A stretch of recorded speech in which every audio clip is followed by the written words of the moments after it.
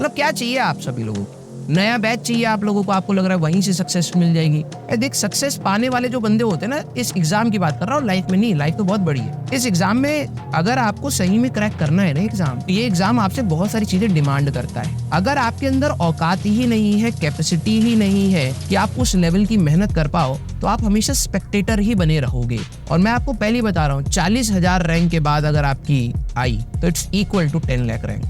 अगर आपका एम था कि एक अच्छे कॉलेज में NIT या फिर IIT में जाना है, अब मैं आपको सही बात बोल दूंगा तो फिर आपको दुख हो जाएगा, डिमोटिवेशन हो जाएगी। अगर आप 40 या 50,000 रैंक के बाद है, that is equivalent to 14 lakhs, 13 lakhs, 11 lakhs, 10 lakhs। This is the true competition. बस बोलते नहीं है हम लोग ये बात। अब वो 40,000 के अंदर आने की ना हिम्मत होनी चाहिए बेटा। तो तुम यहाँ पे तब से लिखे जा रहे हो ना, समझ आ जाएगा। बस कुछ महीने रुक जा, बस ठीक है, 2-3 महीने रुक जा। तू बोलेगा कि सर मंजिल ले आओ, मंजिल भी आएगी। मंजिल में भी हम लोग उसी इंटेंशन से पढ़ा देंगे तुम्हें, मान कर कि यार चल ठीक है भाई, किसी बच्चे का कुछ नुकसान हुआ होगा, पढ़ लेगा, कुछ बेनिफिट होगा, हम तो पढ़ा देंगे। लेकिन तू ये सोच कि 3 साल होने जा रहे हैं तेरे को, 10वीं पास किए हुए 3 साल होने जा रहे हैं। ये जैसी तू एग्जाम देगा अप्रोक्सीमेटली 3 साल हो गए। तूने अपने लिए क्या किया है? तूने मेजोरिटी टाइम में कामचोरी ही की रही है बेटा। इसमें से कई सारे बच्चे होंगे जो सीरियस होंगे, वो निकल जाएंगे। फिर तुम ना अगले साल फिर ना ऐसे ही बच्चे होते हैं जो टॉपर्स को भी घर आने लगते हैं, क्योंकि उनसे ना किसी की भी सक्सेस देखी नहीं जाती, किसी की भी हैप्पीनेस नहीं देखी जाती। आप में से कई ऐसे बच्चे होते हैं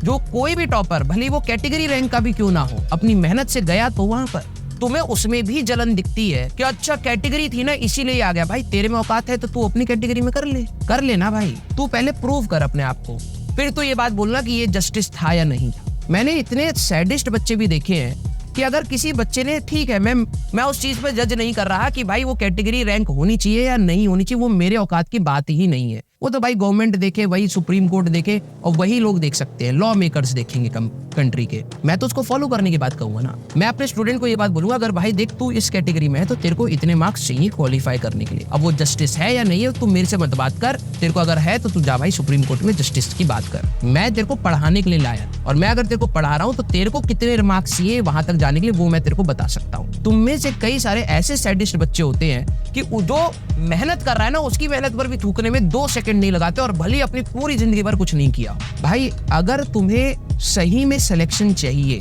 तो आपको ढंग से मेहनत करनी पड़ेगी। इसमें अब आप, मेरे को पता है, मैंने ये वाली कैटेगरी वाली बात बोली है ना, इसमें बहुत बड़े बड़े ज्ञानी आ जाएंगे अचानक से। हाँ इनको तो ये होता है, आप क्या दर्द समझोगे हमारा। बेटा मैं भी जनरल कैटेगरी से एग्जाम दिया ना, मैंने भी फोड़ा है ना। मेरे को ज्यादा मार्क्स चाहिए थे तो मैंने ज्यादा मेहनत करी, ये भी प्रैक्टिकलिटी थी। अब तू ज्ञानी बन के वहां पर बैठ और कमेंट कर और मेरे को गरियाना हो, फ्री टू डू दैट। लेकिन सीधी सी बात ये है, जब तेरा सिलेक्शन होगा तो वो उसी रास्ते से होगा कि तू कितना पढ़ रहा है और तेरे को कितने मार्क्स चाहिए थे, तो तू उस लेवल पर मेहनत जाके कर रहा है या नहीं कर रहा है। मैं तेरे जैसे रोंदड़ू बच्चों में से नहीं हूँ कि अगर मान लो कि भाई मेरे को 200 या 250 मार्क्स पर मेरा सिलेक्शन है तो मैं पहले रोऊं कि भाई मेरे लिए तो 250 हो गया। मैं वैसा बंदा हूं नहीं, मेरे लिए 250 होगा तो मैं 250 अचीव कर दूंगा। आप में से ही जो बच्चे अभी बकवास कर रहे हैं ना, ये बाद में जाके ऐसे सैडिस्ट बच्चे बनते हैं कि जो मेहनत करके पहुंचा है कहीं पर, उसको अप्रिशिएट करने की जगह उसको गरियाने लगते हैं, उसमें कमियां निकालने लगते हैं और भूल जाते हैं कि एक्चुअली में कमी तुम में थी बेटा,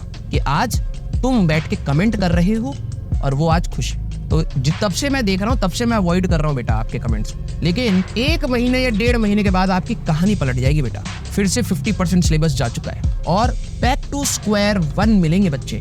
बैक टू स्क्वायर 1। जब ड्रॉप लिया था तब भी वही हालत थी, अब 11th 50% सिलेबस हो चुका है, तब भी वही हालत। मैं आपको बता रहा हूँ, more than 50% students will be there जिनके कई ना कई चैप्टर्स छूटे होंगे, कई चैप्टर्स 7-7, 8-8 चैप्टर्स